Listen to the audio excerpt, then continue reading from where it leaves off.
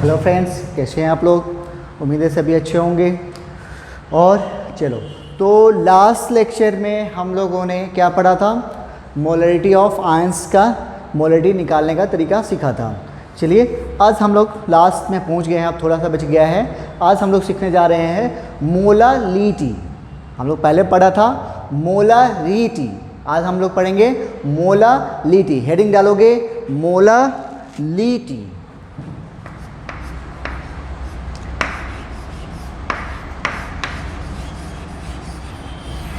Molality, इसका symbol small M, molarity का capital M, इसका स्मॉल एम से हम क्या बताते हैं? मोलालिटी को बताते हैं। ठीक है, आइए, ये क्या है? मोलारिटी के बारे में क्या बताया था कि moles of solute dissolve in 1 litre of solution, यही था ना? Moles of solute dissolve in 1 litre of solution. यहाँ पे क्या होता है? Moles of solute dissolve in 1 litre की जगह पे अब यहाँ पे क्या होगा? 1 kg ऑफ सॉल्वेंट। ध्यान से समझना मैं क्या बोल रहा हूँ। मोलालिटी क्या है? Mole of solute dissolve in 1 kg of solvent, not solution. वहाँ पे क्या है? Moles of solute dissolve in 1 litre of solution है, यानी वहाँ पे सॉल्यूशन का कितना लिया गया है? 1 लीटर वॉल्यूम लिया गया है। यहाँ पे क्या हो रहा है? 1 kg सॉल्वेंट लेना है और उसमें कितना है सॉल्यूट का मोल, उसी को हम लोग क्या बोलते हैं? मोलालिटी कहते हैं। ठीक है, समझ में आ गया? तो लिखोगे इसके बारे में definition, mole number of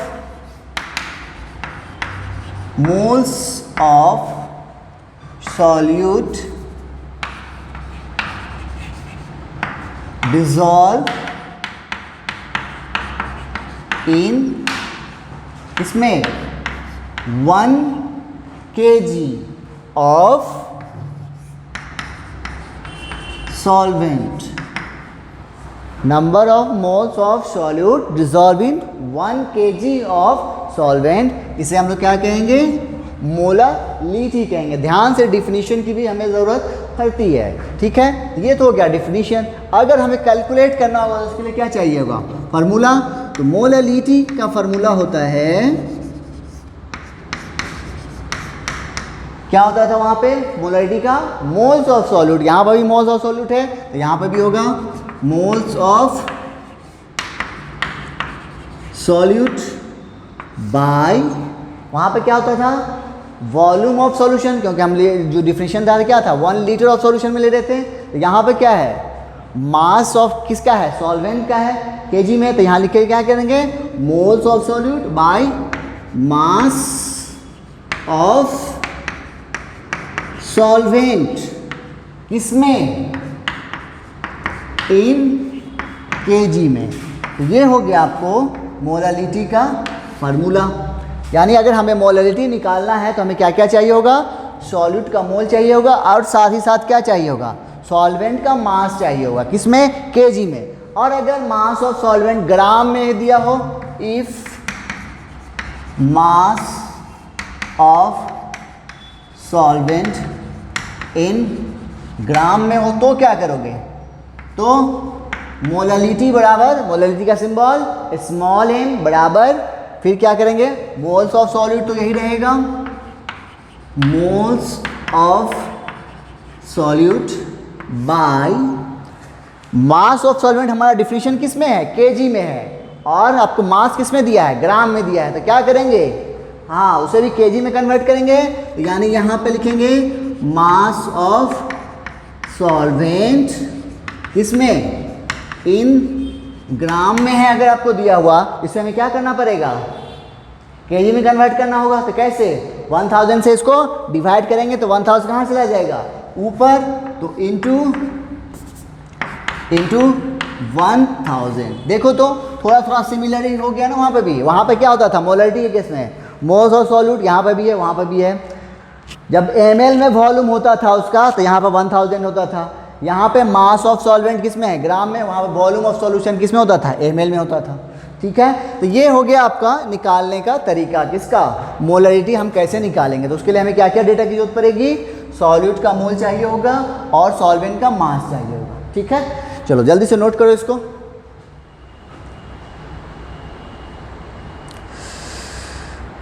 okay, आइए अब नोट करके एक पॉइंट लिखोगे। जैसे हमने अभी बहुत सारे कंसंट्रेशन, ये लास्ट टर्म है, इसके बाद भी एक और है, कंसंट्रेशन टर्म पर हैं, तो देखोगे कहीं पे क्या हो रहा है, वॉल्यूम आ रहा है, कहीं पे वॉल्यूम नहीं आ रहा। जैसे इसमें देखो, ये भी कंसंट्रेशन टर्म है लेकिन इसमें वॉल्यूम टर्म आ रहा है। देखो ऊपर में भी मोल ऑफ सॉल्यूट है, तो मोल क्या होता है, मास बाई मोलर मास, और मास ऑफ सॉल्वेंट है, ये भी मास, यानी वॉल्यूम टर्म नहीं है। तो क्या करेंगे, नोट करके एक पॉइंट लिखेंगे, concentration term, concentration terms without volume term, concentration term without volume term is independent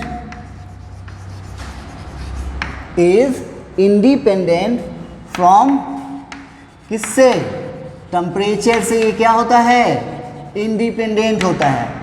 वो कंसंट्रेशन टर्म जिसमें क्या होगा, वॉल्यूम टर्म नहीं होगा, तो वो क्या होगा, उस पर टेम्परेचर का कोई फर्क नहीं पड़ेगा। लेकिन अगर वॉल्यूम टर्म है तो टेम्परेचर बढ़ाने घटाने से उस पर फर्क पड़ेगा। तो अब बता दो, मोलालिटी पे टेम्परेचर का फर्क पड़ेगा, बोलो नहीं पड़ेगा, क्योंकि इसमें भी वॉल्यूम टर्म नहीं है। ठीक है, तो एक क्वेश्चन लिखो। तो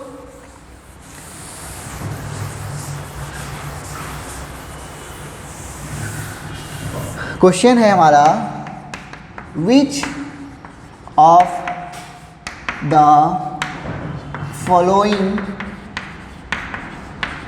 is dependent, temperature dependent, temperature, इसमें बोल रहा है कि कौन सा, जैसे कौन सा टर्म टेम्परेचर पे डिपेंड करेगा। तो पहला है हमारा परसेंटेज वेट बाई वेट, दूसरा है परसेंटेज वेट बाई वॉल्यूम, तीसरा है परसेंटेज वॉल्यूम बाई वॉल्यूम, चौथा है मोलरिटी, पांचवा है मोलरिटी। बताओ तो कौन सा होगा, टेम्परेचर डिपेंडेंट। तो टेम्परेचर पे कौन डिपेंड करेगा, जिसमें वॉल्यूम टर्म होगा। ठीक है, जिसमें without volume term is independent from temperature. आपसे पूछा गया है कि which of the following is temperature dependent, यानी टेम्परेचर पे कौन डिपेंड करेगा। तो हम क्या खोजोगे, वॉल्यूम वाला टर्मिनोलॉजी।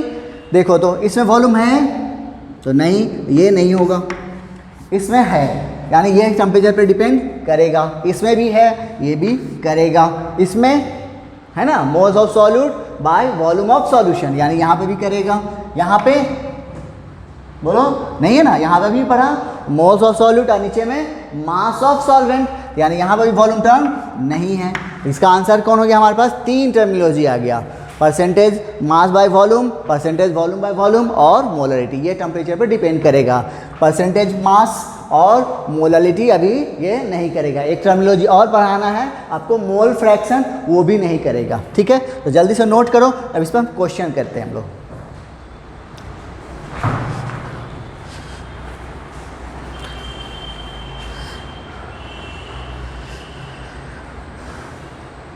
ओके चलो, तो मोलरिटी हमें मालूम हो गया कि मोलरिटी क्या है और मोलरिटी पे टेम्परेचर का कोई फ़र्क नहीं पड़ता। ठीक है, आइए एक क्वेश्चन देख रहे हैं, कह रहा है आपको मोलरिटी निकालना है और दिया गया है 20% मास बाय मास या weight by weight NaOH solution. तो कैसे निकालोगे, हमें निकालना है मोलरिटी। तो मोलरिटी निकालने के लिए हमें क्या क्या चाहिए, बोलो, फार्मूला अभी पढ़ा था हमने, मोल्स ऑफ सॉल्यूट चाहिए और साथ में क्या चाहिए, मास ऑफ सॉल्वेंट चाहिए, ये दो चीज़ चाहिए हमें। तो यहाँ पे जो दिया डेटा इसी से निकालना होगा। तो देखो तो ये सॉल्यूशन नज़र आ रहा, 20% mass by mass NaOH solution, यही है। तो इस सॉल्यूशन में हमने पढ़ा था, आपको बताया था कि जनरली सॉल्वेंट के तौर पे कौन यूज़ होता है, वाटर। तो सॉल्वेंट के तौर पे वाटर यूज होता है, तो ये सॉल्यूशन किसका है, NaOH का। तो सॉल्वेंट वाटर है तो NaOH क्या है, बोलो, सॉल्यूट है। अब इसका मीनिंग हमने बताया था कि यहाँ से हम एक 20% weight by weight NaOH solution, यही है ना। यहाँ से हमें क्या क्या मिलता है, बोलो, यहाँ से मास मिल जाता है किसका, NaOH का, कितना, 20 ग्राम।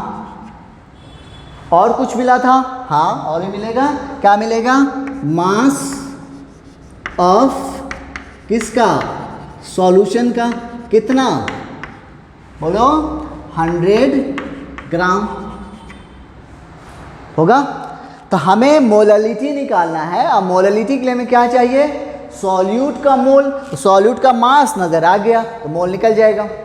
अब एक और टर्मिनोलॉजी चाहिए हमें, क्या चाहिए, सॉल्वेंट का मास। सॉल्वेंट का मास तो नज़र नहीं आ रहा है, लेकिन सॉल्यूशन का मास नज़र आ रहा है, साथ साथ सॉल्यूट का मास नज़र आ रहा है। तो सॉल्वेंट का मास निकल जाएगा, बोलो कितना हो जाएगा, देन मास ऑफ सॉल्वेंट, बोलो क्या होगा, mass of solute plus mass of solvent बराबर मास ऑफ सॉल्यूशन। तो मास ऑफ सॉल्वेंट बराबर क्या हो जाएगा, mass of solution minus mass of solute. बोलो कितना हो गया, 100 माइनस कितना है, 20, कितना आ गया, 80 ग्राम। तो ये हो गया सॉल्वेंट का मास। हमें अब मोललिटी निकल जाएगा, क्या है, मोललिटी बराबर मोल्स ऑफ सॉल्यूट। तो सॉल्यूट का मोल देखो, तो मोल पहले हम निकाल लेते हैं, मोल ऑफ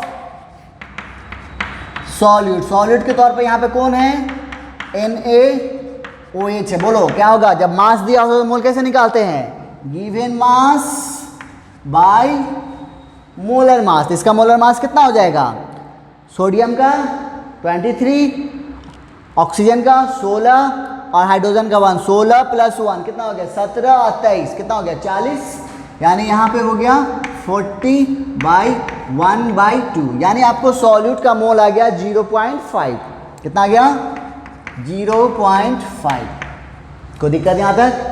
और सॉल्वेंट का मास निकला हुआ है, लेकिन किस में है, ग्राम में। तो दो फार्मूला हमने पढ़ा है मोललिटी का, जब एक केजी में दिया हो और दूसरा ग्राम में दिया हो। तो ग्राम में दिया हो तो क्या करते हैं, mole of solute, mole of solute into, कब, जब ग्राम में दिया हो सॉल्वेंट का मास, तो यहाँ पे क्या लेते हैं, 1000 से गुना हो जाता है। क्यों, क्योंकि वो जो सॉल्वेंट का मास दिया है ग्राम में, उसको हम लोग क्या करते हैं, केजी में कन्वर्ट करते हैं, इसलिए वो 1000 ऊपर आ जाता है।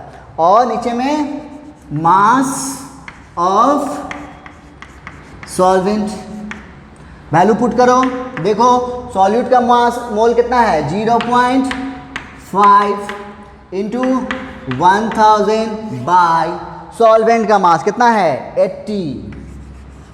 तो देखो तो कितना आ गया, ये हो जाएगा ऊपर में 500 और नीचे में हो गया 80, 0 से 0 कट, कितना होगा, 8 × 48, 8 दूना 16, 6.2 समथिंग आपको मोललिटी आ जाएगा। समझ में आया कैसे किया, फिर से एक बार समझा देते हैं आपको हमें निकालना क्या था, मोललिटी निकालना था। और दिया हुआ है क्या है, ये डेटा दिया हुआ है, इस डेटा से हमें मोललिटी निकालना है। तो मोललिटी के लिए हमें क्या क्या चाहिए, सॉल्यूट का मोल चाहिए और सॉल्वेंट का मास चाहिए। तो इस वैल्यू का मतलब हम लोग पहले से जान रहे हैं, क्या मतलब है, यहाँ से ये सॉल्यूशन किसका है, NaOH सॉल्यूशन का है, और दिया क्या है, परसेंटेज मास बाय मास। तो यहाँ से हमें क्या मिलता है, NaOH का मास मिल जाता है, और साथ ही साथ क्या मिल जाता है, सॉल्यूशन का भी मास मिल जाता है। हमें क्या चाहिए, सॉल्यूट का मोल चाहिए, तो सॉल्यूट का मास मिल गया है तो मोल निकाल लेंगे, वहाँ निकाला। दूसरा और क्या चाहिए, सॉल्वेंट का मास। तो सॉल्यूशन का मास मालूम, सॉल्यूट का मास मालूम, तो सॉल्वेंट का मास मालूम हो जाएगा। कैसे, सॉल्यूट का मास प्लस सॉल्वेंट का मास को जोड़ देते हैं तो क्या मिल जाता है, सॉल्यूशन का मास। तो यहाँ से निकल गया सॉल्वेंट का मास 80 ग्राम। अब मोलालिटी का फार्मूला लगा दिए, तो मोलालिटी कह लिए हम, जब मास ग्राम में होगा तो क्या हो जाता है, यहाँ पे 1000 होता है, और जब केजी होता तो ये यहाँ पे ये नहीं होता। ठीक है, तो इस तरह से ये क्वेश्चन सॉल्व हो गया। ठीक है, तो जल्दी से नोट करो, नेक्स्ट क्वेश्चन देखते हैं।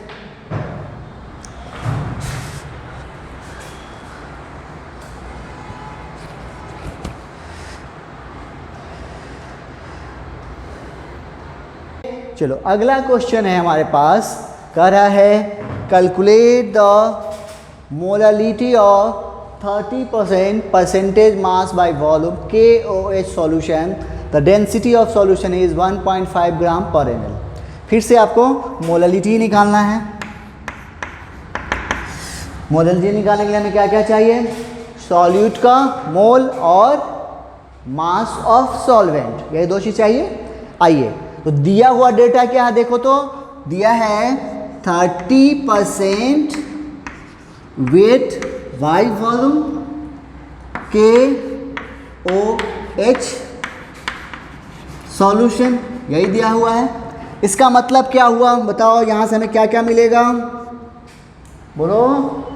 हाँ, क्या मिलेगा, सॉल्यूट का मास यानी मास ऑफ सॉल्यूट। सॉल्यूट में कौन सा है, कौन है, KOH, क्योंकि सॉल्वेंट कौन होगा, वाटर होगा, तो KOH क्या होगा, सॉल्यूट होगा। तो मास ऑफ KOH कितना, बोलो 30% मतलब 30 ग्राम। यहाँ तक कोनो दिक्कत नहीं। और बताओ और क्या कुछ मिलेगा यहाँ तक, हाँ एक और चीज़ मिलेगा, क्या मिलेगा, वॉल्यूम ऑफ सॉल्यूशन, वो कितना मिलेगा, बोलो 100 ml, क्योंकि यहाँ वॉल्यूम टर्म है, ये सब हम लोग पहले से जान रहे हैं। अब आइए, हमें निकालना क्या है, मोलालिटी। उसके लिए क्या क्या चाहिए, सॉल्यूट का मोल चाहिए। तो सॉल्यूट का मास नज़र आ गया तो मोल निकल जाएगा, है ना। और क्या चाहिए, सॉल्वेंट का मास। बट प्रॉब्लम यहाँ है कि सॉल्यूट का मास नज़र आ रहा है, तो सॉल्वेंट का मास कैसे निकालेंगे, उसके लिए हमें क्या चाहिए होगा, सॉल्यूशन का मास। तो यहाँ देखो तो क्या दिया हुआ है, वॉल्यूम ऑफ सॉल्यूशन दिया हुआ है, और क्वेश्चन में देखो डेंसिटी दिया हुआ है। तो यहाँ से क्या निकल जाएगा, बोलो, यहाँ से हमारा डेंसिटी बराबर क्या होता है, मास बाय वॉल्यूम। यहाँ से मास ऑफ सॉल्यूशन निकल जाएगा, बोलो कैसे, डेंसिटी इनटू वॉल्यूम। डेंसिटी कितना दिया है, 1.5 इंटू वॉल्यूम कितना है, 100 ml। तो देखो तो कितना आ गया, 150 ग्राम। यानी सॉल्यूशन का मास आपको कितना है, 150 ग्राम। सॉल्यूट का मास कितना है, 30 ग्राम। तो बताए दो फिर जल्दी से, देन मास ऑफ सॉल्वेंट कितना हो जाएगा, सॉल्यूशन के मास में से सॉल्यूट का मास घटा देंगे, 150 माइनस 30 कितना हो गया, 120 ग्राम। ये आ गया आपको सॉल्वेंट का मास, और किस में आया है, ग्राम में। ये चीज़ तो निकल गया। अब हमें क्या निकालना होगा, सॉल्यूट का मोल निकालना पड़ेगा। बोलो कैसे निकालोगे, मोल ऑफ KOH, कैसे, गिवन मास बाय मास दिया हुआ है, मोलर मास, गिवन मास कितना है 30 ग्राम, बाय मोलर मास। इसका मोलर मास कितना हो जाएगा, बोलो। पोटासियम का मोलर मास तुम लोग याद कर चुके हो ना याद किए होगे तो अपना बुरा भला को सोचोगे, अपना बुरा होगा, तुम्हारा ही बुरा होगा, मेरा क्या है। ये अब चैप्टर ख़त्म होने जा रहा है, और अगला चैप्टर में तो बहुत नीड पड़ने वाली है एटॉमिक नंबर की, उसके बिना तो काम ही नहीं चलने वाला। ठीक है, तो पोटासियम का मास कितना होता है 39, हाइड्रोजन का 1, तो कितना हो गया 40, और ऑक्सीजन का 16, कितना हो गया 56। तो ये हो गया सॉल्यूट का मोल। अब मोलालिटी निकल जाएगा कैसे, बोलो, मोल ऑफ सॉल्यूट कितना 30/56। ठीक है, और फिर जब मास ऑफ सॉल्वेंट किस में है, ग्राम में, तो ऊपर में क्या होगा 1000 से गुना करेंगे और नीचे में फिर मास ऑफ सॉल्वेंट कितना है 120। तो इस तरह से आपका क्या हो गया, मोलालिटी निकल गया। निकाल लोगे, सॉल्व कर लेना, ठीक है। तो जो भी वैल्यू आएगा वही आपका आंसर हो जाएगा। कोई दिक्कत यहाँ तक? कैसे किया? पिछला केस में क्या था, परसेंटेज मास बाय मास था, यहाँ पर percentage volume by mass by volume दिया हुआ था, ठीक है। तो कोई दिक्कत नहीं है, जो दिया हो उस समय मतलब हम जान रहे हैं वो चीज़ हमें निकालना क्या है, मोलालिटी निकालना है। मोलालिटी निकालने के लिए हमें क्या चाहिए, उसको वो टारगेट करना है और जो दिया हुआ डेटा है उससे कोशिश करना है कि वो चीज़ निकाले, ठीक है। तो जल्दी से नोट करो, नेक्स्ट क्वेश्चन देखते हैं।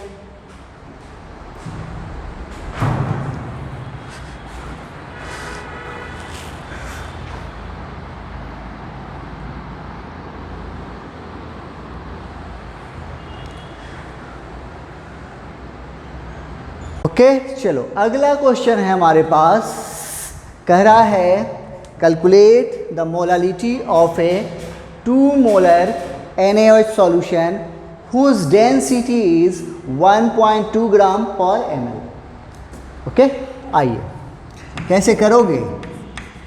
पिछला 2 केस में तो था, एक बार परसेंटेज मास बाय मास था, दूसरी बार परसेंटेज मास बाय वॉल्यूम था।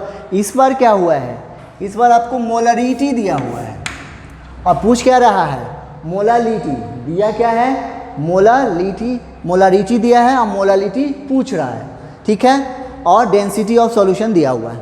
तो कैसे करोगे, तो मोलालिटी निकालने के लिए हमें क्या क्या चाहिए, मोल्स ऑफ सॉल्यूट और मास ऑफ सॉल्वेंट, ठीक है।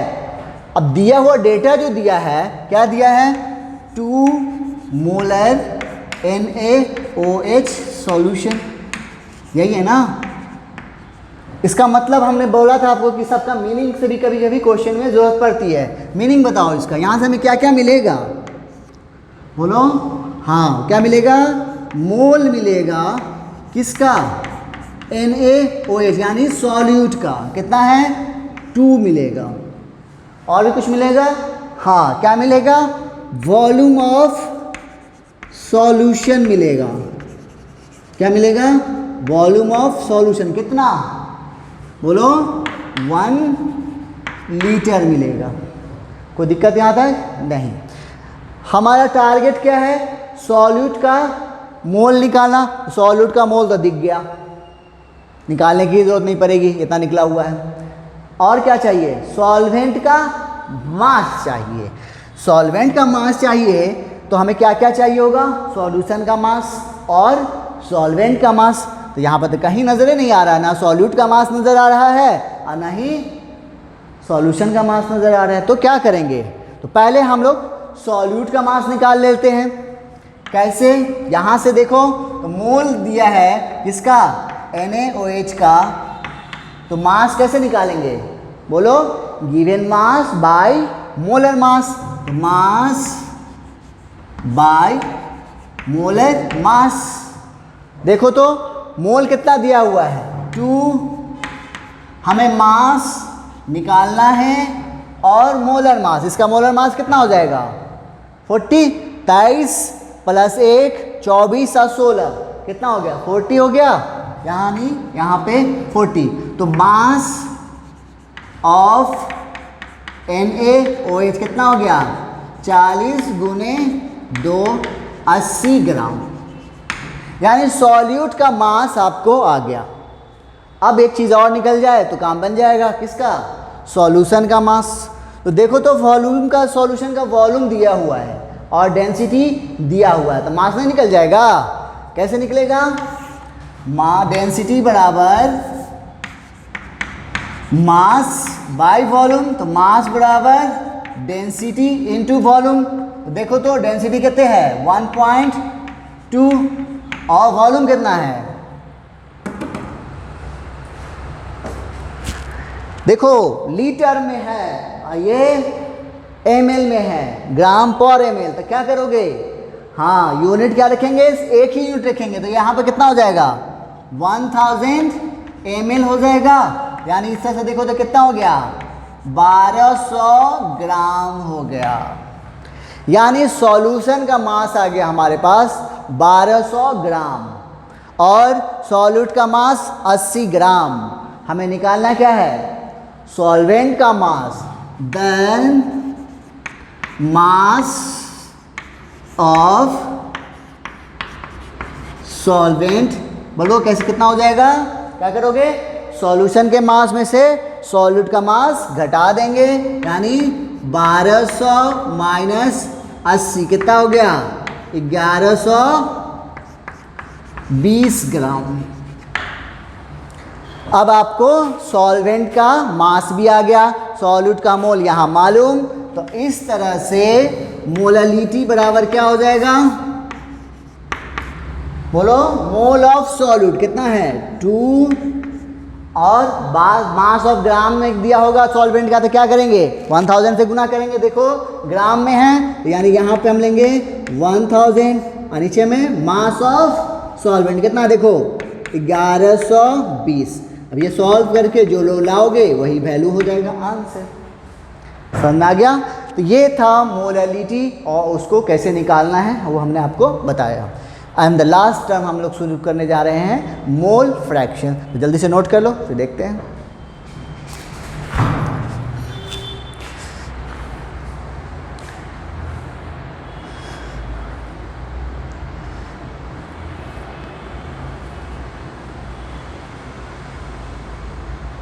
चलिए, and the last terminology concentration term, heading डालेंगे mole fraction.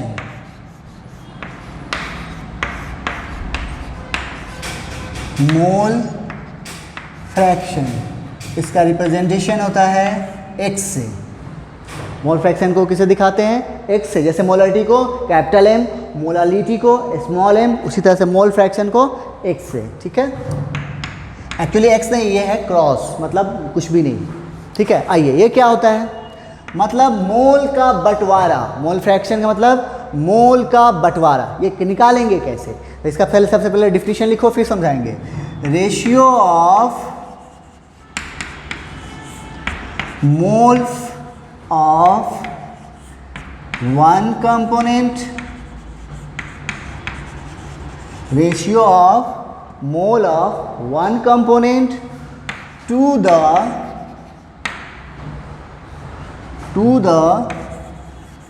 total moles of mixture। Mole fraction क्या होता है, ये रेशियो है किसका, मोल का। ये किसका है, ये रेशियो, मोल फ्रैक्शन किसका है, रेशियो है किसका, मोल का। कैसा है, जिसका आपको निकालना है मोल फ्रैक्शन, यानी ए कंपोनेंट का मोल और उसको डिवाइड करेंगे, क्या करेंगे, टोटल मोल से, तो हम क्या बता देगा, मोल फ्रैक्शन। देखो आप समझो इसको, जैसे हमने एक सॉल्यूशन लिया है, यानी ये क्या है, मिक्सचर है। समझना, इसका ज़्यादातर एप्लीकेशन आपको आगे एक चैप्टर आएगा, आपको गैसियस स्टेट, वहाँ पे हमें पढ़ना है, वहाँ पे आएगा। Dalton's law of partial pressure निकालने की जरूरत पड़ती है, वहाँ पे होगा, और फिर आगे केमिकल इक्विलिब्रियम में आएगा। ठीक है, फिलहाल हम लोग थोड़ा सा जानते हैं यहाँ पे। देखो यह मिक्सचर है, तो मिक्सचर कैसे बना होगा, अकेले से तो बनेगा नहीं, कैसे बनेगा, 2-3 से कम 2 होगा, उससे ज़्यादा हो सकता है। तो मान लें हमारे पास इसमें ये मिक्सचर बना है, 3 कंपोनेंट है, ए, बी और सी। कितने हैं, 3 कंपोनेंट, जिसमें ए का मास दिया है WA, बी का मास है WB और सी का मास है WC। ध्यान से समझना, ठीक है। हमें क्या निकालना है, मोल फ्रैक्शन। हमारे पास मिक्सचर है और ये मिक्सचर बना है कितने से मिलके, 3 से। ठीक है, हम लोग 3 लेके चल रहे हैं, ए, बी और सी, सभी का मास दिया हुआ है। अगर मोल दिया होता तो कोई ज़रूरत ही नहीं था, हमें कुछ करने की जरूरत ही नहीं थी, डायरेक्ट हम लोग करते। क्योंकि यहाँ पे क्या दिया हुआ है, मास दिया है, और हमें निकालना क्या है, मोल फ्रैक्शन, और उसके लिए हमें क्या चाहिए, मोल चाहिए होगा। तो सबसे पहले आप क्या करोगे, मोल निकालोगे, यानी मोल ऑफ Na बराबर क्या हो जाएगा, mass of A by molar mass of A होगा। उसी तरीके से B का बोलो, मोल ऑफ B क्या हो जाएगा, mass of B by molar mass of B। और इसी तरह से तीसरा क्या हो जाएगा, mass of C by molar mass of C। यानी इस तरह से तीनों का मोल निकल गया। अगर ये मोल डायरेक्ट दिया होता तो हमें ये करने की जरूरत नहीं थी। अगर मास दिया होगा तो आप क्या करोगे, पहले ये मोल निकालोगे। ओके, मोल निकल गया। अब हम लोग मोल फ्रैक्शन निकालते हैं। मोल फ्रैक्शन ऑफ, पहला हम निकाल रहे हैं ए का, किसका, ए का निकालते हैं। इसको हम लिखेंगे कैसे, एक्स ए। एक्स ए लिखने का मतलब क्या हो गया, मोल फ्रैक्शन ऑफ ए, यानी इतना लंबा टर्म लिखे उसको हम ऐसे इस सिंबल से भी काम चला सकते हैं। ठीक है, बराबर क्या होगा, देखो फॉर्मूला डिफिनेशन पढ़ो, क्या है, ratio of mole of one component to the total moles of mixture.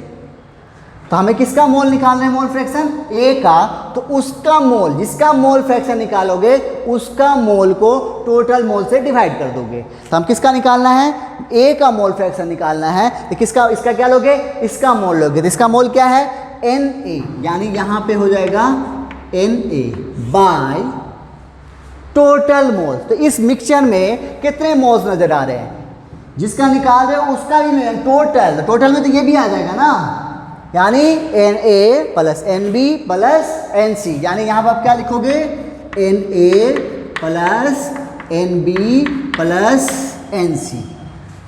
कोई दिक्कत यहाँ तक, यानी इस तरह से हम इसको ऐसे भी कह सकते हैं, एन ए यानी mole of A by N total, ये तो टोटल हुआ, टोटल मोल्स है ना। जिस तरह से मोल फ्रैक्शन ऑफ ए निकाले हैं, सिमिलरली हम क्या कर सकते हैं,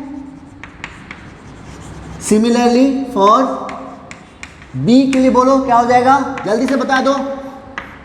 हाँ, किसका निकाल रहे हैं, मोल फ्रैक्शन बी का निकाल रहे हैं, तो मोल किसका लेंगे, इसका लेंगे, यानी एन बी बाय नीचे में एन टोटल, एंड सिमिलरली क्या हो जाएगा, एक्स सी, बोलो क्या हो जाएगा, बोलो जल्दी से, हाँ, एन सी मानी मोल फ्रैक्शन ऑफ सी बराबर क्या हो जाएगा, मोल ऑफ सी, नीचे में एन टोटल। समझ आइए मोल फ्रैक्शन कैसे निकालना है, फिर से एक बार समझाते हैं। आइए, हमें मोल फ्रैक्शन निकालना है, सबसे पहले हमें मोल की जरूरत पड़ेगी, जिसका निकालना है, जिसको बंटवारा करना पहले वो तो चाहिए। अब रोटी का बंटवारा करना है तो हम चावल तो नहीं लेके आएंगे ना, अगर चावल है तो फिर उसको पिसाएंगे, फिर उसका रोटी बनाएंगे, फिर बंटवारा करेंगे। उसी तरीके से हमें मोल फ्रैक्शन, मोल का बंटवारा करना है, हमें दिया क्या था, मास दिया हुआ है, तो हमने पहले क्या किया, मोल में कन्वर्ट किया। हो सकता है यहाँ पे और भी हो, A B C D E F जितना भी, उससे कोई मतलब नहीं, सबका वैसे ही कर लेना है आपको। ठीक है, तो हमने क्या किया, यहाँ पे इन तीनों का मास दिया हुआ था, सबका मैंने मोल निकाला। अब हमें मोल फ्रैक्शन निकालना है, तो जिसका निकालना है उसका मोल को टोटल मोल से डिवाइड कर दोगे, आपको क्या मिल जाएगा, मोल फ्रैक्शन मिलेगा। तो हमने मोल फ्रैक्शन ऑफ ए निकाला, इसका सिंबल क्या हो गया, एक्स ए। तो जिसका निकाल है, तो किसका निकाल रहे हैं, ए का, इसका ए का मोल कितना है, एन ए बाई टोटल। तो टोटल में कौन कौन है, यहाँ पे ए है, बी है और सी है, इन तीनों का mole N A plus N B plus N C, N total. फिर हमने इसी तरह से बी का निकाला, फिर इसी तरह से सी का निकाल लिया। कोई दिक्कत यहाँ तक नहीं, तो जल्दी से नोट करो, फिर आगे बता रहे हैं।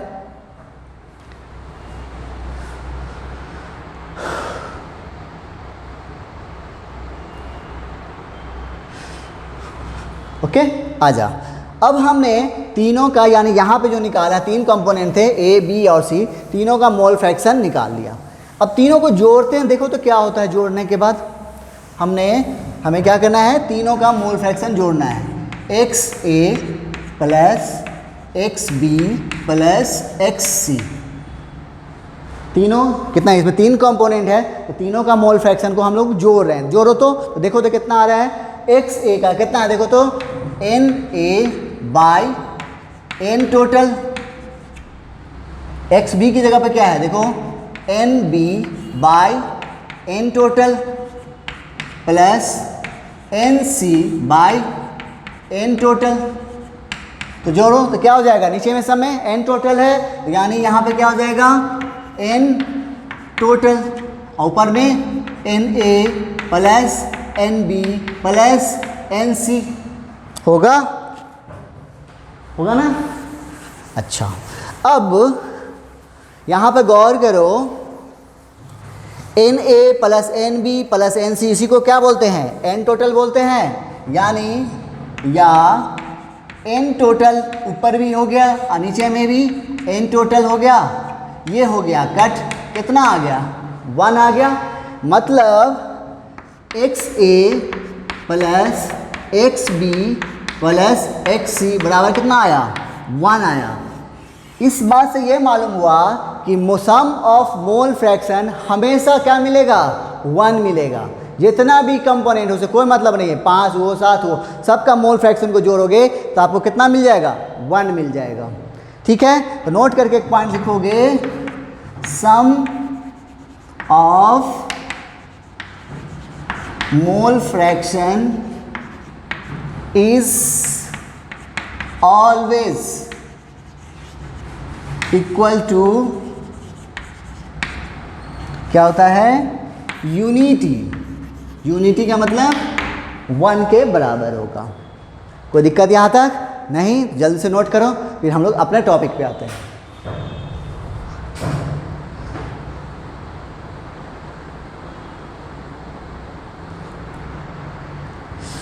ओके, आ जाइए। हम लोग पढ़ रहे हैं सॉल्यूशन। क्या पढ़ रहे हैं? सॉल्यूशन। सॉल्यूशन में कितने कंपोनेंट लेके चल रहे हैं हम लोग? 2। कौन कौन? सॉल्यूट और दूसरा बोलो बोलो, सॉल्वेंट। हमारे पास क्या है? अब यहाँ पे हम लोग लिया है सॉल्यूशन। इसका हमारे पास 2 कंपोनेंट है। कौन कौन है? एक है सॉल्यूट और दूसरा है सॉल्वेंट। ठीक है, यानी ये सॉल्यूशन क्या है? मिक्सचर है। कैसा मिक्सचर है? होमोजीनियस। हमें अब यहाँ पे निकालना है, तो क्या हो जाएगा? बोलो, मोल फ्रैक्शन ऑफ सॉल्यूट। बोलो जल्दी से, क्या क्या लिखोगे यहाँ पे? बोलो, मोल फ्रैक्शन ऑफ सॉल्यूट बराबर, हाँ, जिसका मोल फ्रैक्शन निकाल रहे हैं उसका मोल। तो इसका मोल यहाँ पे लेंगे, क्या लेंगे? Mole of solute. कोई दिक्कत यहाँ तक? नहीं। और फिर डिवाइड किससे करेंगे? Total mole. यानी मिक्सचर में जितने भी हैं सब क्या, तो जो इसमें कौन कौन है? इसमें तो 2 ही है। कौन है? एक सॉल्यूट है, दूसरा सॉल्वेंट है। तो नीचे में क्या लोगे? N solute plus n solvent. कोई दिक्कत? नहीं। आइए इसी तरीके से फिर मोल फ्रैक्शन ऑफ सॉल्वेंट। बोलो क्या होगा? हाँ, क्या हो जाएगा? मोल ऑफ सॉल्वेंट और नीचे में mole of solute plus mole of solvent. कोई दिक्कत यहाँ तक नहीं हुआ? ये दोनों निकल गया, ये हम लोग सीख चुके हैं। अब दोनों को जोड़ो, mole fraction of solute plus mole fraction of solvent कितना हो जाएगा? जल्दी से बता दे। हाँ, अभी अभी हम लोग इसमें क्या किए हैं? सम किए हैं मोल फ्रैक्शन का। तो क्या आ रहा है? 1 आ रहा है। तो यहाँ पर 2 ही कंपोनेंट थे, सॉल्यूट था और सॉल्वेंट है, दोनों का जोड़ेंगे तो कितना आ जाएगा? 1 आएगा। तुम करके भी देख सकते हो, कर लो, देखो, n solute plus n solvent और नीचे में भी आ जाएगा n solute plus n solvent. कितना हो गया? 1। यानी यहाँ से एक बात हमें मालूम हो गया, अगर हमें सॉल्यूट का मोल फ्रैक्शन मालूम हो तो सॉल्वेंट का निकाल सकते हैं, नहीं, या फिर सॉल्वेंट का मालूम होगा तो सॉल्यूट का निकल जाएगा आराम से। 1 में से घटा दोगे, आ जाएगा। ठीक है, तो एक रिलेशन तो ये हुआ। दूसरा, इसका आप रेशियो करो तो mole fraction of solute by mole fraction of solvent बराबर क्या हो जाएगा? रखो तो वैल्यू, तो देखो तो n solute by n total, n solute by N total, नीचे में फिर एक सॉल्वेंट की जगह पे एन सॉल्वेंट, यानी mole of solvent by N total. देखो एन टोटल इधर से नीचे आएगा, ये ऊपर जाएगा, तो मतलब क्या हो गया? ये हो गया कट, बराबर क्या आ गया? Mole of solute by mole of solvent. यानी मोल फ्रैक्शन ऑफ सॉल्यूट और सॉल्वेंट का जो रेशियो है वो किसके बराबर आ रहा है? उसके सॉल्यूट और सॉल्वेंट के मोल के बराबर आ रहा है। नहीं, देखो इन सब रिलेशन का हमें क्वेश्चन बनाने में ज़रूरत पड़ेगा। Mole fraction of solute by mole fraction of solvent किसके बराबर हो गया? Mole of solute by mole of solvent के बराबर हो गया। अच्छा, आपसे एक क्वेश्चन यहाँ मैं पूछ रहा हूँ, क्या मोल फ्रैक्शन टेम्परेचर पर डिपेंड करता होगा? बोलो, नहीं ना करेगा। हमने वहाँ पे क्योंकि नहीं पढ़ाया था इसलिए वो ऑप्शन में नहीं डाला था। आप चाहो तो आप वहाँ पे ऑप्शन में एक डाल के लिख सकते हो कि मोल फ्रैक्शन जो है क्या करेगा? टेम्परेचर पे डिपेंड नहीं करेगा। क्यों? क्योंकि इसमें भी देखो तो कहीं पर भी वॉल्यूम टर्म नज़र नहीं आ रहा है। ठीक है, तो चलो जल्दी से नोट कर लो, फिर हम लोग क्वेश्चन देखते हैं।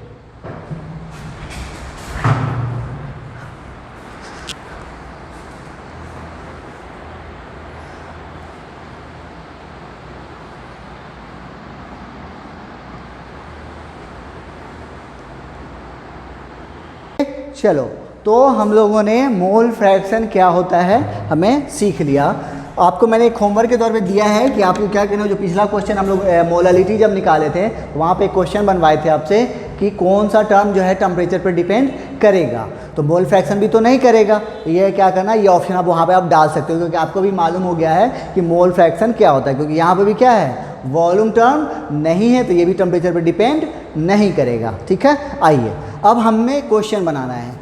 कह रहा है कि calculate the mole fraction of HNO3 in 63% of weight by weight HNO3 aqueous solution.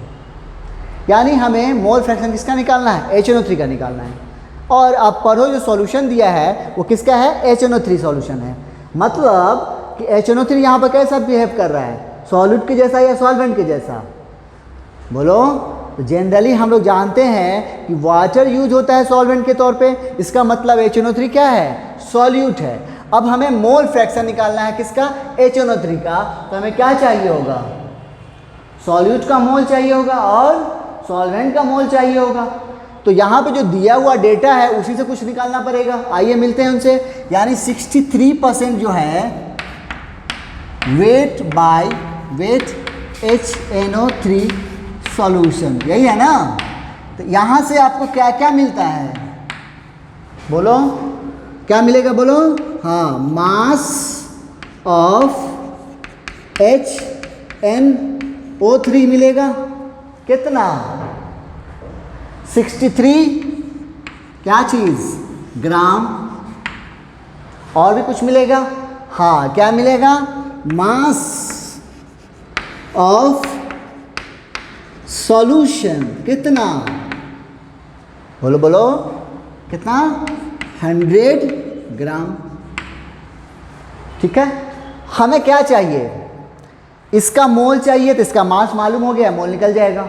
और एक और टर्म चाहिए जो मिल जाए तो काम बन जाएगा। क्या चीज़? सॉल्वेंट का मास, क्योंकि उसके मोल की जरूरत है।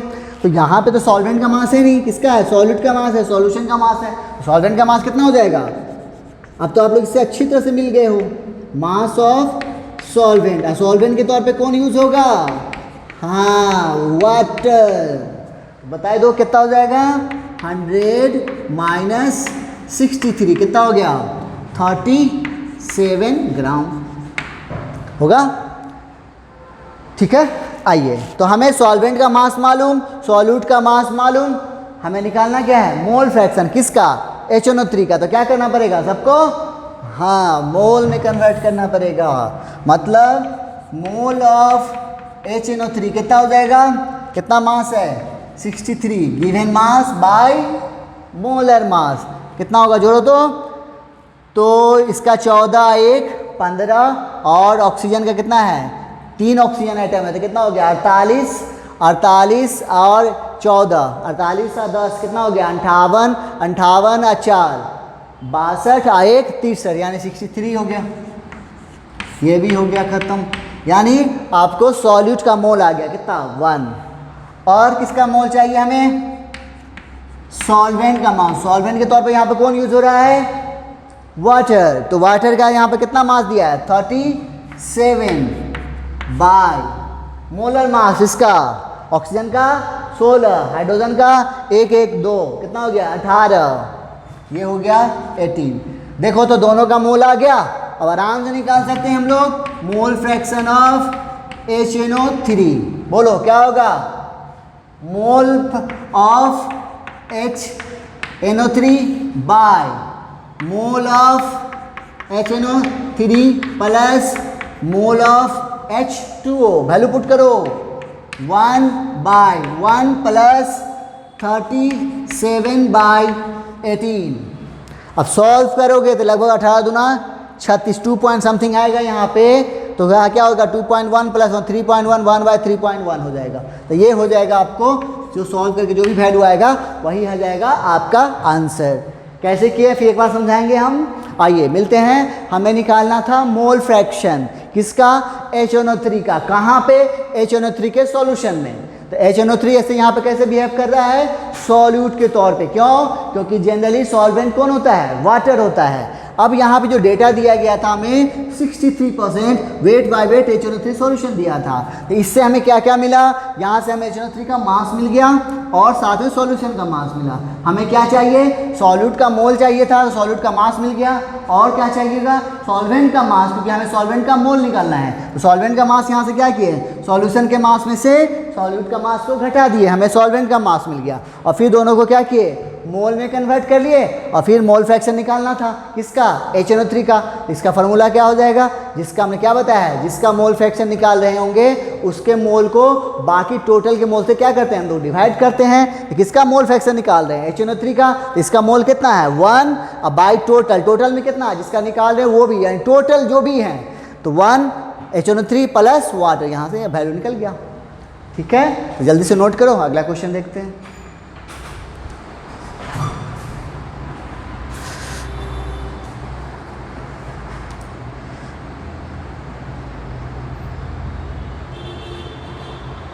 ओके चलो अगला क्वेश्चन है हमारे पास, कह रहा है mole fraction of H2SO4 in its aqueous solution is 0.2, calculate molality of H2SO4 solution.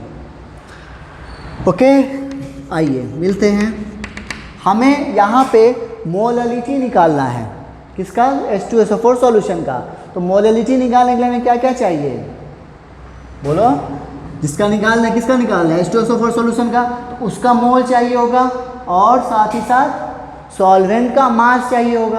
और सॉल्वेंट के तौर पे कौन यूज होता है, वाटर। ठीक है, आइए मिलते हैं। तो आपको जो दिया हुआ देखो पढ़ो क्या दिया है, मोल फ्रैक्शन ऑफ H2SO4 यानी इन इस एक्वस सॉल्यूशन। तो H2SO4 कैसे यूज हुआ होगा, सॉल्यूट के तौर पे। सॉल्वेंट कौन होगा, वाटर। मतलब मोल फ्रैक्शन ऑफ H2SO4 दिया है कितना, 0.2। और उस सॉल्यूशन में और कौन कौन है, ये है, इसके साथ साथ और कौन है, वाटर है जो सॉल्वेंट के तौर पे यूज हो रहा है। और हम लोग ये क्या है, सॉल्यूट। तो सॉल्यूट का मोल फ्रैक्शन और सॉल्वेंट के मोल फ्रैक्शन को जोड़ते हैं तो कितना मिलता है, बोलो कितना, 1 होता है। मतलब अगर H2SO4 का हमको मालूम हो गया तो X H2SO4 plus X H2O किसके बराबर होता है, 1 के बराबर होगा। तो यहाँ से देखो तो मोल फ्रैक्शन ऑफ H2O निकल गया कितना, 1 माइनस 0.2 कितना, 0.8। कोई दिक्कत नहीं, चलिए। तो ये आपको मोल फ्रैक्शन आ गया किसका, वाटर का यानी सॉल्वेंट का। आइए सॉल्यूट का, हमें क्या चाहिए, सॉल्यूट का मोल चाहिए और सॉल्वेंट का मास चाहिए।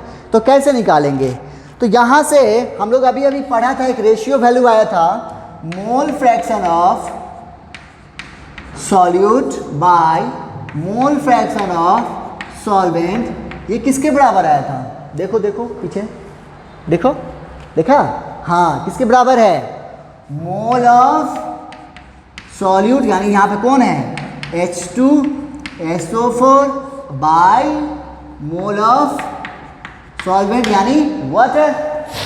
देखो तो इन दोनों का वैल्यू मालूम है हमें कितना, 0.2 बाय वाटर है कितना है 0.8। तो देखो तो ये कट गया, यानी mole of H2SO4 by mole of H2O। तो यानी कितना आया, देखो तो यहाँ पे 1, यहाँ पे हो गया 4, यानी यहाँ से आपको NH2SO4 बाय N H2O, ये किसके बराबर हो गया? देखो तो 1/4 के बराबर, मतलब मोल ऑफ H2SO4 आपके कितना मिल गया? 1 मिल गया, और मोल ऑफ H2O कितना मिल गया? 4 मिल गया। यहाँ तक तो समझ में आ गया होगा। कैसे निकाला फिर से समझाएं आपको। आइए, हमें निकालना क्या था? मोलालिटी किसका? H2SO4 सॉल्यूशन का। तो मोलालिटी निकालने के लिए हमें क्या क्या चाहिए? जिसका निकाल रहे हैं उसका मोल चाहिए होगा, तो H2SO4 का मोल चाहिए होगा, और क्या चाहिए? सॉल्वेंट का मास। तो यहाँ पर जो हमें दिया गया था डेटा, उसमें तो सिर्फ एक चीज़ दिया गया है। क्या दिया है? मोल फ्रैक्शन किसका? H2SO4 का। कितना? 0.2। तो H2SO4 उस सॉल्यूशन में कैसे बिहेव कर रहा है? सॉल्यूट के जैसा, क्योंकि सॉल्वेंट कौन है? वाटर। तो इस तरह से दोनों के मोल फ्रैक्शन को जोड़ते हैं तो हमको कितना वैल्यू मिलता है? 1। तो इस तरह से इसका दिया हुआ था, हमें इसका निकल गया कितना? 0.8। अब हमें निकालना क्या है? मोल निकालना है। तो मोल निकाल, यहाँ दोनों का जब हम रेशियो करते हैं उसके क्या होता है? मोल के बराबर होता है। हम लोग डेरिवेशन में देखा था। तो इस तरह से हमारे पास रेशियो निकाले तो हमारे पास H2SO4 का मोल आ गया कितना? 1, और वाटर का मोल आ गया 4। हमें निकालना क्या है? मोलालिटी। इसके लिए हमें क्या चाहिए? सॉल्यूट का मोल यानी H2SO4 का मोल, वो निकला हुआ है। और क्या चाहिए? सॉल्वेंट का मास। लेकिन सॉल्वेंट का क्या मिला हुआ है? देखो मोल मिला है, तो मास नहीं निकाल लेंगे। कैसे? हम ऊपर लिख सकते हैं। अब आ जाओ। अब तो NH2O बराबर 4, मतलब मास बाय मोलर मास। इसका मोलर मास कितना है? 18 बराबर 4। तो इस तरह से मास ऑफ H2O कितना हो गया? 18 इंटू 4, 72 ग्राम हो गया। अब मोलालिटी निकाल लो, क्या हो जाएगा? बोलो। यहाँ पे स्मॉल m लेंगे, सॉरी स्मॉल m बराबर क्या होगा? मोलालिटी निकालना है हमें। मोल ऑफ सॉल्यूट, सॉल्यूट कौन है? H2SO4 कितना है? 1 by mass of solvent, solvent का मास कितना है? 72 ग्राम है। हमें क्या चाहिए? केजी में। तो क्या करेंगे? 72 बाई केजी क्या करेंगे? 1000 से डिवाइड कर दोगे तो कितना हो गया? 1000 बाई 72। ये हो गया आपका आंसर। समझ में आया? कैसे देख रहे हो कैसे इधर से उधर हो रहा है? इसलिए ज़रूरी ये है कि खूब क्वेश्चन सॉल्व करेंगे। कंसेप्ट वही होगा, बट फ़र्क ये होगा कि आप खूब प्रैक्टिस करोगे। अब हम देखिए जितना कराया, हो सकता है और भी स्टेप से कर बन सकते हैं। कई तरीके का क्वेश्चन होता है, तो क्वेश्चन की कमी नहीं है। बस यही है कि आप प्रैक्टिस खूब करोगे तो आपकी स्पीड बनेगी, आपको जल्दी सोच पाओगे उस चीज़ के बारे में। ठीक है ना? तो जल्दी से नोट करो। नेक्स्ट क्वेश्चन देखते हैं।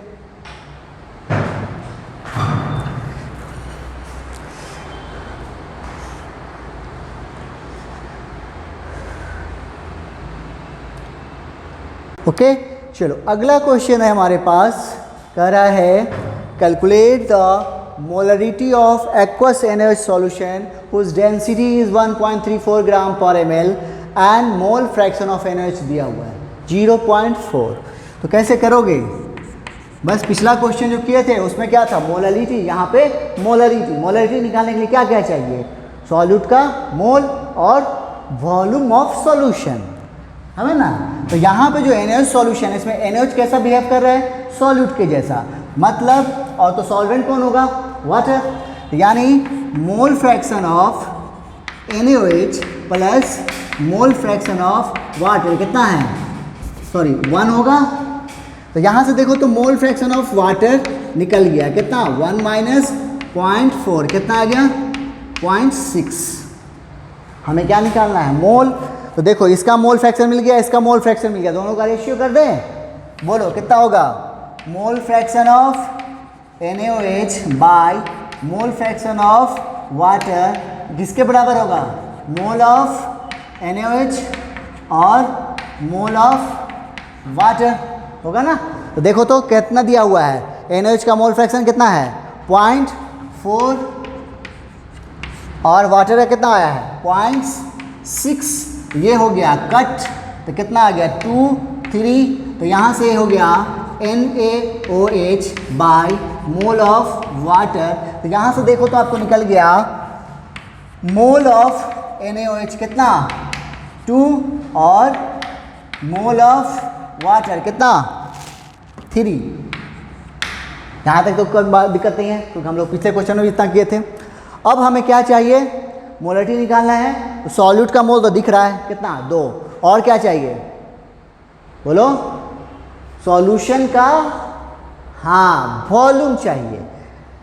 ये है सॉल्यूट का मोल, ये है सॉल्वेंट का मोल, और क्वेश्चन में डेंसिटी दिया हुआ है तो हमें क्या चाहिए होगा, वॉल्यूम निकालना है तो मास ऑफ सॉल्यूशन चाहिए होगा। इसका मतलब हमें क्या करना पड़ेगा, हाँ इन दोनों को क्या करना होगा, मास में कन्वर्ट करना पड़ेगा, क्योंकि हमें तभी तो सॉल्यूशन का मास निकलेगा। तो क्या करोगे, तो यहाँ से क्या निकल जाएगा बोलो, mass of NaOH by molar mass. इसका मोलर मास कितना होगा 40 बराबर 2।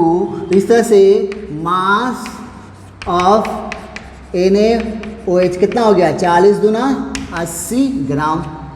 ये हो गया इसका NaOH का यानी सॉल्यूट का मास। इधर बोलो mass of H2O by molar mass 18 बराबर 3। तो मास ऑफ H2O कितना हो गया 54 ग्राम। कोई दिक्कत यहाँ तक, देखो तब हमारे पास सॉल्यूट का भी मास निकल गया और सॉल्वेंट का भी मास निकल गया। तो क्या करेंगे बोलो, सॉल्यूट का मास निकल जाएगा तो मास ऑफ सॉल्यूशन कितना हो जाएगा 84 प्लस 54। तो कितना हो गया 8 5 13 134 ग्राम। कोई दिक्कत नहीं। तो सॉल्यूशन का मास मालूम हो गया, डेंसिटी मालूम है, दिया हुआ है। हमें क्या चाहिए वॉल्यूम। तो डेंसिटी बराबर मास बाय वॉल्यूम। तो वॉल्यूम बराबर क्या हो गया मास, मास हो गया 134 और डेंसिटी कितना दिया है 1.34। तो ये हो गया कट, कितना आ गया 100 ml, क्योंकि वहाँ देखो ग्राम पर ml है, इसलिए वॉल्यूम कितना आ गया 100 ml आ गया। अब हम मोलरिटी आराम से निकाल सकते हैं। क्या हो जाएगा बोलो, मोलरिटी बराबर mole of solute. Mole of solute कितना है 2 बाय वॉल्यूम ऑफ सॉल्यूशन कितना है 100 ml। हमें किस में चाहिए लीटर में। तो इसको क्या करोगे, हम 1000 से डिवाइड करोगे तो ये कट जाएगा 2 जीरो से, 2 जीरो कितना आ गया 20। आंसर समझ में आ गया। तो इस तरह से क्वेश्चन बनाए जाते हैं। आपको क्वेश्चन न्यूमेरिकल का मतलब ही यही होता है, इधर से उधर, उधर से इधर, ठीक है। तो जल्दी से नोट कर लो। तो नेक्स्ट क्लास में अब थोड़ा सा हमारा बच गया है एक PPM और PPM, थोड़ा सा 10 मिनट लगेगा उस पढ़ाने में, और फिर हम लोग नेक्स्ट चैप्टर शुरू करेंगे एटॉमिक स्ट्रक्चर। ओके, तब आपका काम है, ये चैप्टर फिनिश हो गया है, तो आपका काम है कि क्वेश्चन खूब बनाए, क्योंकि कोशिश ये रहनी चाहिए आपकी कि साथ साथ बनाते चलेंगे तो आपका लोड कम होगा, क्योंकि अब एक चैप्टर खत्म हो गया। अब इसी तरह से इसको छोड़ोगे तो फिर अगला चैप्टर खत्म हो जाएगा, ऐसे ऐसे करते करते खत्म होता चला जाएगा। तो बेहतर ये है कि हम साथ साथ पढ़ते चलें, नोट्स अच्छा से बनाएं, नोट्स बना कर उसको फिर रिवाइज करें और क्वेश्चन सॉल्व करें, ठीक है। तो मिलते हैं नेक्स्ट लेक्चर में। नेक्स्ट लेक्चर में थोड़ा सा बचा हुआ है वो बताएंगे, और फिर हम लोग नेक्स्ट चैप्टर शुरू करेंगे, कौन सा, एटॉमिक स्ट्रक्चर या फिर structure of atom. Okay, thank you.